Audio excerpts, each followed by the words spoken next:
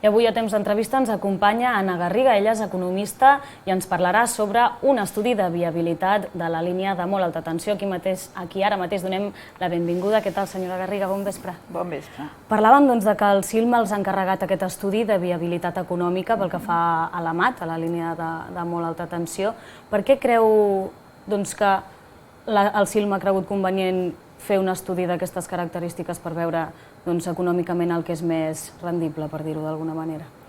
Bé, aquest estudi dona resposta a dues preguntes que el territori es planteja, les comarques gironines es plantegen, en el sentit de hi ha alternatives tècniques al traçat aeri que planteja la Red Eléctrica d'Espanya a la interconnexió elèctrica, i la següent pregunta és quin és l'impacte econòmic real de la molt alta tensió, i aquesta és la part en què el Departament d'Economia de la Universitat de Girona ha participat. Perquè soterrar-la ha de ser la solució, segons aquest estudi, que potser sí que s'eleva aquest cost una mica, el que passa és que potser a llarg plaç també surt més rendible. És això? A veure, de solucions tècniques n'hi ha moltes, i aquest estudi n'aborda i n'estudia unes quantes, i el soterrament n'és una, i aquesta és la que ja ha tingut més impacte en els mitjans de comunicació. Des d'un punt de vista econòmic, el que fem nosaltres és comparar tots els costos de realització efectiva del traçat aeri amb el traçat soterrat i altres opcions, com l'opció submarina. Llavors, sempre han transcendit quins són els costos directes, els costos d'execució de les obres en els diferents traçats. Si tenim en compte aquests costos directes, per exemple, un quilòmetre de traçat aeri està valorat en uns 600.000 euros. En canvi, un quilòmetre de traçat soterrat està valorat en 7 milions d'euros per quilòmetre. Llavors, des d'un punt de vista purament empresarial, si només tenim en compte aquests costos d'execució, la decisió és clara. El traçat aeri és la millor opció, i aquesta és l'opció que presenta Red Eléctrica. Però fixem-nos bé que l'estat espanyol i l'estat francès han decidit, de fet, optar per l'alternativa més cara, el soterrament, en el tram dels Pirineus. Per tant, què és el que condiciona realment la decisió, encertant la decisió de quina és l'alternativa bona des d'un punt de vista econòmic i social? Doncs és tenir en compte tots els costos, i és el que plantegem nosaltres. Els costos d'execució de les obres, i tant que s'han de tenir en compte, sempre, però no poden ser només els únics.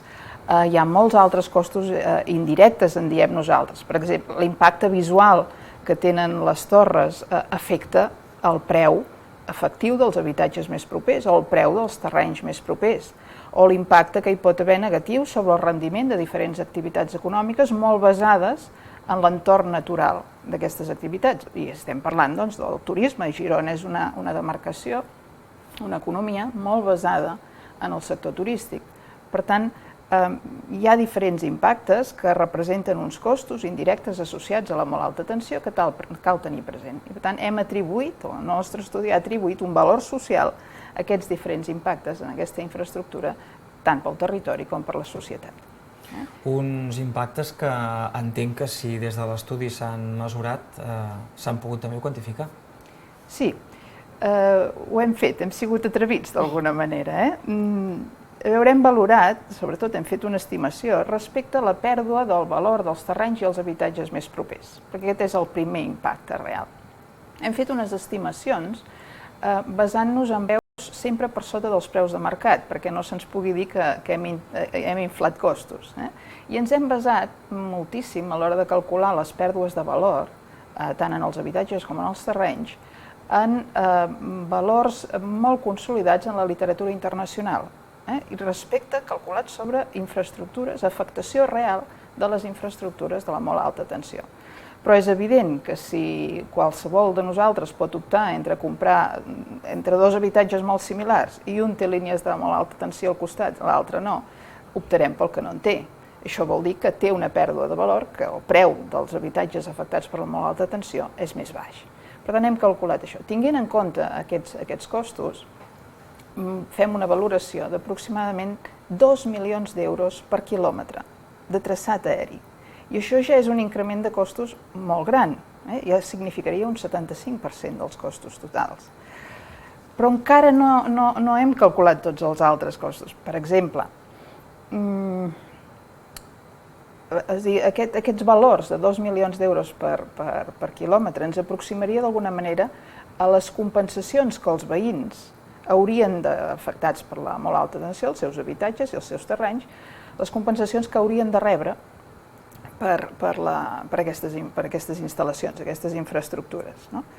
Però encara ens oblidem del valor d'existència, el valor d'herència, el fet de quin valor com a societat atorguem al paisatge, als valors patrimonials, o el fet de poder deixar a les generacions futures el mateix paisatge que hem trobat nosaltres.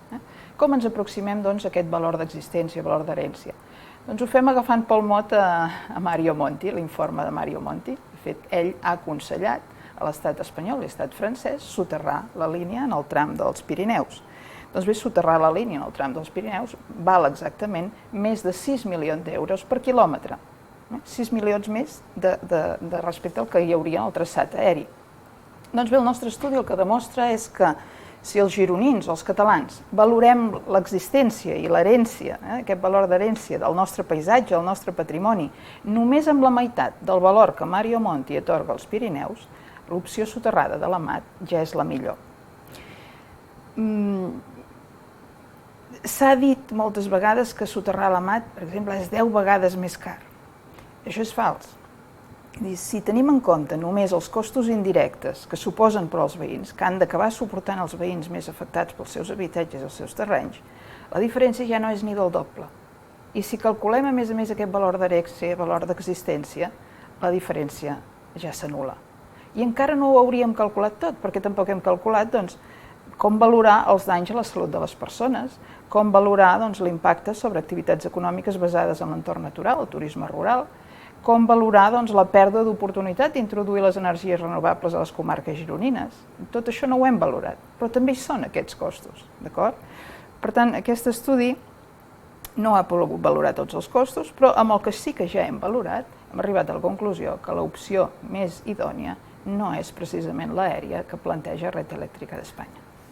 Algunes de les persones que ens estan escoltant poden pensar que potser per equiparar el cost de l'opció aèria amb el que suposaria l'opció soterrada s'ha sumat en un mateix cabàs coses que poden ser diferents, perquè vostè comentava que si el cost és aeri té un cost de 600.000 euros al quilòmetre, però en canvi si se suma tota la pèrdua de valor patrimonial dels terrenys afectats, aquest cost pujaria fins als 2.000, però sumar-ho amb altres conceptes que vostè ha destacat, són coses, almenys en el meu parer, diferents o no? No, són costos reals. Tots són costos reals. Si una parcel·la té una línia aèria, és evident que en valor comercial aquella parcel·la té una pèrdua de valor. Sí, té una pèrdua de valor, però si és soterrada no. Llavors, m'ha semblat entendre que se sumaven dos conceptes diferents per equilibrar una balança. No, si és soterrada l'impacte no és tan gran. No dic que no hi hagin costos indirectes, però són més baixos. Igualment com els costos de gestió, són menors. Però també es pot aprofitar aquests corredors soterrats de les infraestructures elèctriques per fer-hi passar molts altres serveis. Com per exemple passa a l'aeroport de Barajas. Com per exemple passa a l'aeroport de Barajas. Per tant, encara hauríem de calcular també beneficis de poder tenir un corredor d'infraestructures a les comarques gironines i no tenir diferents, anar generant impactes ambientals diferents per cada infraestructura que es planteja al territori. Hem d'entendre que aquest és un estudi costós que ha portat força temps a elaborar-lo i que està força ben detallat i explicat. Suposo que l'han entregat a qui consideren que l'havia de tenir a les mans. Bé, nosaltres l'hem entregat a qui ens l'ha encarregat i ara en aquests moments dono per suposat que està a la taula de les diferents administracions públiques que han de valorar la conveniència de considerar tots aquests altres costos que fins ara no s'havien calculat en aquesta infraestructura. Entenem que de moment no hi ha hagut resposta? Que jo sàpiga no. Creu que pot haver una resposta afirmativa en època de crisi generalitzada, que si aquests costos són més elevats, potser aquesta opció es pugui tirar enrere? A veure, jo penso que en qualsevol cas la lectura que fa Red Eléctrica d'Espanya, agafant només els costos directes de les diferents alternatives, és una lectura econòmicament interessada i socialment injusta, perquè en aquest cas els beneficis de l'AMAT se'ls enduran uns i els costos acabaran recaient sobre uns ciutadans molt concrets del territori. Per tant, jo penso que l'administració pública, i amb això vull dir des dels ajuntaments fins a l'administració central, el govern central a Madrid, tenen l'obligació de valorar l'interès públic d'una infraestructura tan gran com aquesta, coneixent tots els costos socials i ambientals. I en aquest sentit, aquest estudi arriba en uns moments, i em felicito el CILMA, i penso que el govern català s'ho acabarà replantejant, arriba en uns moments oportuns, perquè el traçat Bescanó-Santa Llogaia s'està definint, però arriba també una mica tard, perquè els mateixos arguments són vàlids pel traçat Sentmenat-Bescanó i aquí ja hi tenim les torres que s'estan instal·lant. Per tant, m'alegraria molt que el govern català reconsiderés aquest traçat. Anna Garriga, responsable d'aquest estudi en càrrec del CILMA, gràcies per haver-nos explicat els detalls de tot plegat i aprofundir més en una qüestió que sovint per falta de temps des dels mitjans de comunicació queda a vegades diluïda. Moltíssimes gràcies a vosaltres per convidar-me. Gràcies, bona nit. Bona nit.